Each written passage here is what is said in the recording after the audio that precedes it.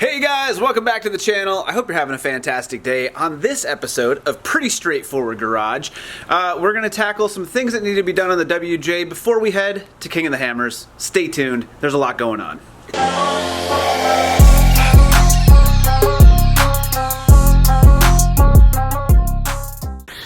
Alright, so I hope you guys are having a great day, and to be honest, it wasn't snowing until I came outside, and now all of a sudden the snow is flying, so that's awesome. There's a lot of stuff I got to get done today. There is just, let's see, today's Saturday, so Sunday, Monday, Tuesday, Wednesday, Thursday morning, I have to leave, and we're headed south down into California. We're taking a little trip to Palm Springs, but Palm Springs is only an hour from King of the Hammers in Johnson Valley, so we're actually going to take a little cruise out there as well and check out King of the Hammers, which is something I've always wanted to do, but just haven't had the opportunity to do it. Now, I always kind of pictured myself bringing the Durango down there and doing some wheeling and spending some time with buddies, but this happens to be the perfect opportunity to cruise down. My son, my wife, and I are all going to get in the RV, which is also bundled under cover, as you can see over here. So I've got to get that thing out. It's been winterized. I need to de-winterize it, and I need to get the WJ ready to go. Now, when I was up in the mountains here a couple weeks ago, there was a lot of snow that fell. The Jeep got, covered in snow. I came out in the morning, started it up, let it run for a little while and warm up. Thought that it was warm enough, and put down the window so I could see out. The driver one went down just nicely, and the very last one that hasn't had a window regulator done yet is the passenger side front, and I went to put it down and I heard a big snap, and the window dropped a little bit, and then I heard the rest of it fall into the door. So ordered a window regulator. I literally think I have swapped every one of them out except for that one, so this is the final one to get set up, but I need that to work properly. Just because it's nice to be able to put the windows down, especially when you're carting the family around in the Jeep as well. And we're going to use this as the runaround vehicle while we're down there. But in addition to that, I have had a vacuum leak. I think one of the hoses that I had rigged up, which I didn't rig up that well, it was kind of stretched to get it on to the EVAP canister. So it's been rigged up. It's propped up on top of the fuel tank, and basically that needs to come down. I'd like to reseal that so there's not a loud sucking noise in the back. There's a big vacuum leak and it trips the check engine light all the time. Really not that big of a deal. I've been running around with it for 6 months. Hopefully I can get it taken care of. Hopefully there's time. There's a lot to get done before I leave, so we're going to try to do that. And then steering is kind of an issue right now. So when I took it out last, the steering wheel definitely turned more.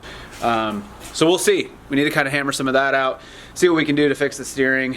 But it's snowing now, so let's not waste any more time. Let's just get to work. I wasn't going to bore you with this entire process to swap out a window regulator, but I will say a couple of things. One is that I get all this stuff, I think usually it's 1A Auto, and they do an awesome job with their videos and walking you through this step by step. So if you need that tutorial, go see them. They'll guide you right through this exactly the way it needs to be. This is my 4th one, so if you do 3 of them, the 4th one should be a breeze. What I will say is this stuff right here, they usually say, a lot of the videos will say, hey, if you can reuse this sound deadening material, do it. But quite honestly, this stuff, as soon as you start to peel it back, which you have to get in there, it comes apart in chunks. And as I always get into the door, I think, well, I hope it's the window regulator that's broken, but it is. I always want to make sure it's not something else. So, I don't want to diagnose something else after I've already bought a window regulator, but there are pieces hanging in here. So that's it. Just take out a few of these bolts here, these guys up here, and it's pretty easy. We'll knock the rest of it out. So enough talking, and let's just get this done.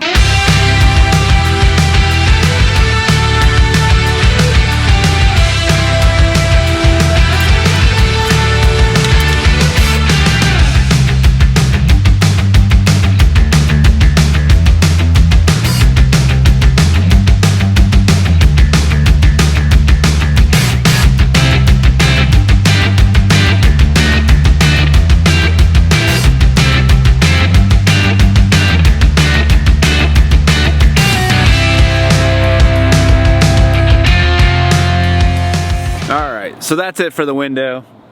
It's pretty simple.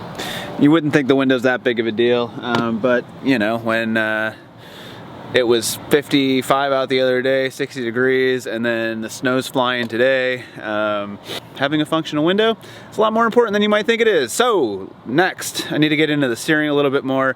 I think actually the very next thing we're gonna do is trying to fix this EVAP canister leak. I need to get a hose run, but there's some other stuff that I gotta do before I do that. So we have to drop the receiver hitch, the skid plate to the tank, and lower the tank down and see where all those components are in there. I may need to get a different hose. I have some hose here, but I don't know that it's gonna work. What a hose at? Let me get a hose. For what I need. So I may have to measure that stuff, go get a new piece and run it, but that, again, pretty easy fix and nothing too crazy. But I'll show you kind of the EVAP canister setup and where I relocated it. As far as I know, you kind of need to keep it so that your stuff doesn't trigger the check engine light. I don't really know that as far as efficiency it really changes anything in terms of how the Jeep is running. Hasn't seemed to as of yet, but it's just a crazy vacuum noise that I have from the rear end, and I'm not a big fan of just that noise and how it sounds all the time when this thing's running down the road. So I'd prefer to fix that and just get it so that my check engine light isn't popping on all the time. That, and if there were something else that popped up because of the check engine light, but it's already on because of the EVAP canister and I'm just running around with it, I may not know that there's something else going on and I may not pay attention to it. But either way, let's just make that happen and get it done. Yes, I understand that this is a transmission jack, but just so happens that these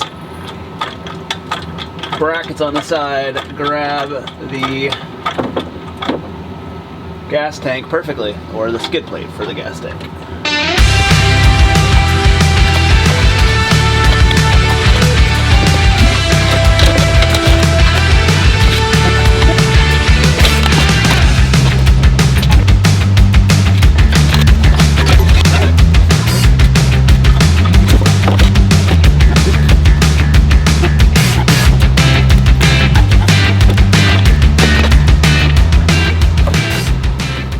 So it's the next morning. Knocked out the window last night. It was like 32 degrees, so I was kind of over it, and it was snowing on me, and it was getting dark.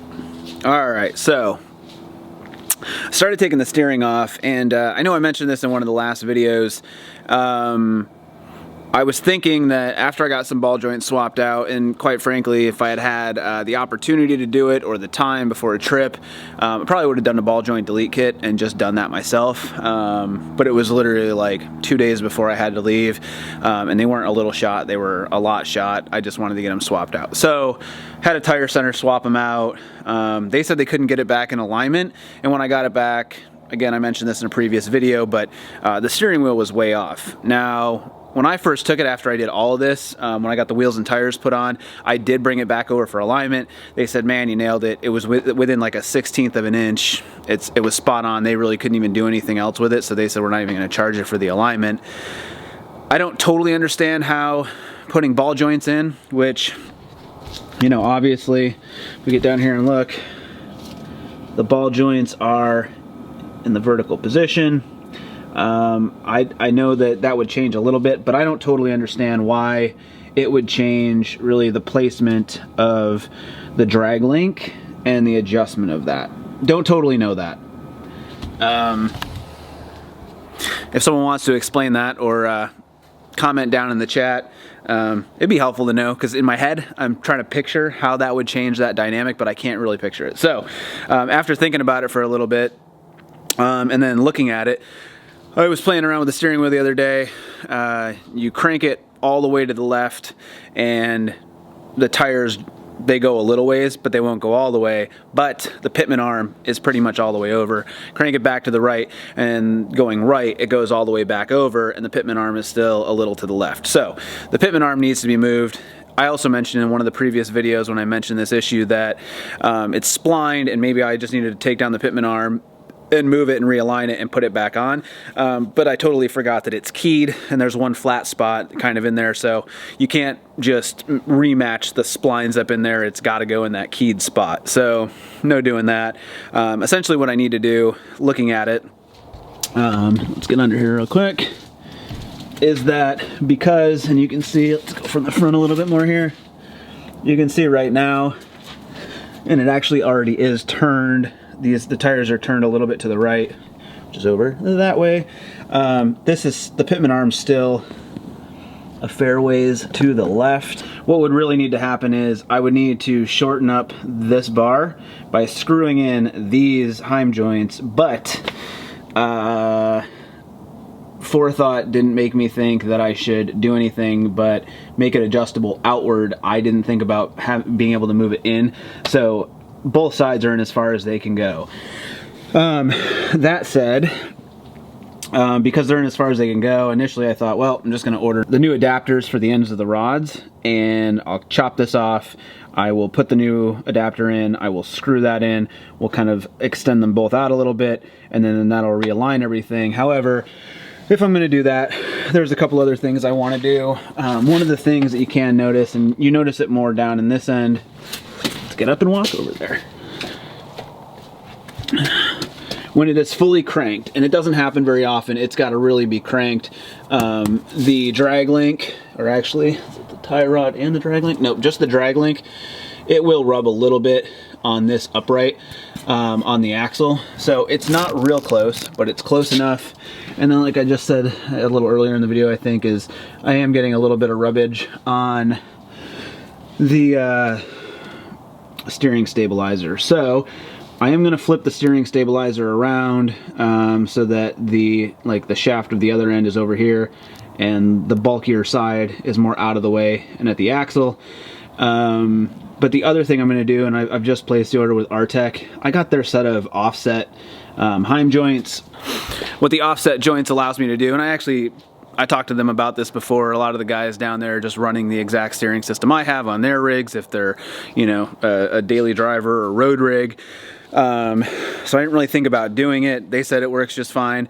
And it's actually what's on the Durango as well. I mean, obviously this is a full hydro steering setup, but these are the same 7/8 heims, and I don't have any of the offset stuff. That's what they are, so we're good to go on that. But with this, because there's a few more components under here, and I don't have high steer arms that push them off the knuckle, or, you know, the big Reed Racing aftermarket knuckles, being that this is just factory, it gets really tight down there. So with the offset arms, it's gonna push that bar out a little bit more. It's gonna allow for a little bit more clearance where things are. It's gonna allow more clearance for the steering stabilizer. It's gonna push the tie rod a little bit farther away from the axle. And then we're gonna realign the steering in the process. So all new steering pretty much up front. I think it'll help a lot with the clearance issues and what we got going on. The other thing I was gonna mention, and this really isn't that big of a deal, but again, just some of these things to consider, and sorry it looks so beat under here. Spray paint doesn't last too long, and when you're running it through rocks and everything else, it gets rusty apparently. You can see right here on the frame a little bit, and it's not much. And even up as far as this goes, that's kind of dented in, and it's, like I said, it's pretty hard to see. But this upright is bumping into this and then into this. So I'm gonna cut that back a little bit with a grinder. And honestly, I don't really see it happening over here as much. So this is like just like a tab on the frame. So there's nothing behind this. But this arm, I think, is bumping this occasionally. I don't actually see much rubbage on that arm, but if I take you around over here, it's very obvious on this side that that's what's happening right there. So this little rub spot that we got going on the upper radius arm, it's rubbing right into this spot on the frame. So no big deal, but we are going to cut the frame back on that a little bit. I just need to put these springs back in, which is pretty easy, and the box is upside down right now. But picked up that Badland jack from Harbor Freight. We're going to give that a try. Saw a number of other people have picked it up. It's ironic, I was going to pick up the Pro Eagle right before SEMA. It's just a lot of money. Sorry, Pro Eagle. But I saw that and I thought, well, we'll make it happen. We'll just give it a shot. But it's helpful because I didn't want to do a high lift jack. Let's zoom back out. I didn't want to do a high lift jack. I don't have a lot of places to put it. I really don't feel like mounting it on the roof. And honestly, I hate high lift jacks. I just hate them. They never work the right way I want them to. I swear it's going to take off my hand or my face.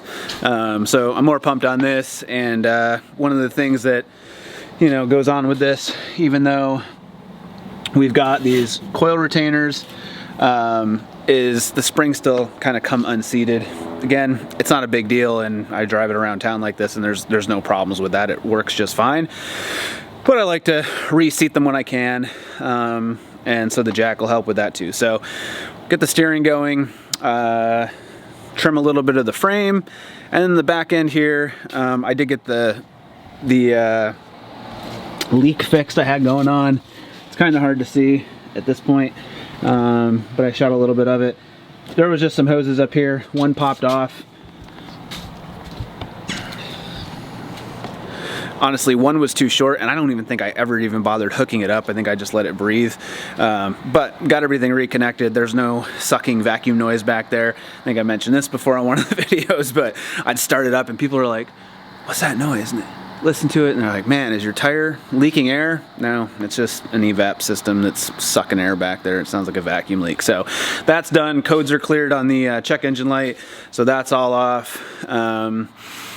I also, big thanks to Zach, fellow WJ owner over in Walla Walla. I haven't picked it up from him yet, but I think he's going to cruise over tomorrow, which is awesome, and drop off a factory WJ trailer hitch that I'm going to buy from him.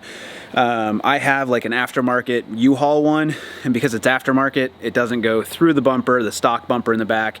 It sits way below it, which I didn't mind because I was using it really to get our bike rack on and throw bikes on and stuff like that. And actually, I don't, as far as I can look at it and see, I don't think it's ever dragged on anything when I've been wheeling, so it's not that big of a deal, but I think it looks hideous back there, and I'd like to just have one that's a little bit higher up and out of the way. So I'm going to pick that up from Zach tomorrow. Super pumped to get that on.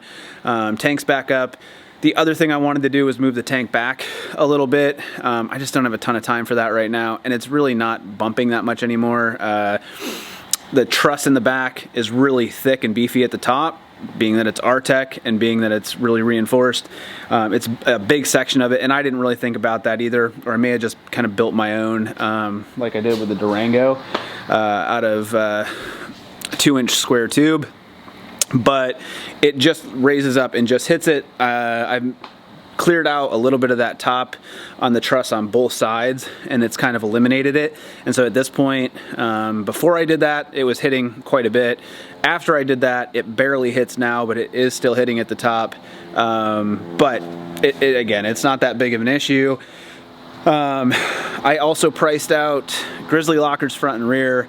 I've looked at either 513s or 538. So if you're running a 40-inch tire on a 1-ton axle with a 4-liter, mind you, so inline 6, 4-liter Jeep engine, not the most powerful thing. I'm kind of leaning towards 538s. That's actually what's in the Durango. I think 538s are the way to go. I've got 513s on the quote from Yukon right now. But we're going to pull the trigger on that. We're going to get new axle rebuild kits front and rear, re-gears front and rear, Grizzly lockers front and rear. And we're probably going to bump up from 37s to 40s because it's really what I want to do. And I'm thinking with that too, the wheel travel is only going to go so far up into the wheel well anyways, and I don't think it's going to cause any more issues with the bumping on the skid plate. So for right now, long story short, I'm not going to move the skid plate and the gas tank back a couple of inches. We're just going to leave it where it's at. It's fine for right now, and also I don't need to tear everything apart. You've got to take the gas tank out of there, disconnect it, pull it out, cut, weld, and redo everything for the skid plate. I don't want to do that and run into something that I didn't expect. And part of that is that, and I'll take you back here and show you. Cut this hole in the frame to send the filler neck through. And it's all the way at the back at this point, so that also means that in the process, I'm probably gonna have to grind that out and then open it up more. Probably end up putting a square piece of tube through there instead of the round tube. So the filler neck's gonna have to move back, or I'm gonna have to like relocate it up through the top of the rear compartment there, something like that. But that has to be redone, and honestly, it's a few days away from leaving. I have a ton of other things to do, including 2 Tacomas, an FJ Cruiser, and a Land Cruiser that I have to get wrapped up before we leave. And so this is just my own personal thing. I have a lot of other stuff to get done. I think we're gonna worry about that later, but vacuum leaks fixed at least. Gonna have a new receiver hitch going in the back. That actually I think will be easier to build a bumper off of anyways, which is kind of the plan, is to use that as a foundation to then add some tube and more of a bumper to the back. Again, not right now, that's down the road, but this is before this trip. So gonna finish taking off the rest of the steering, measure some stuff down here, make sure we're good to go. And that's gonna be it for today. Until we get the rest of the parts this week, that's a wrap. I'll keep you posted and let you know how the rest of the steering works out.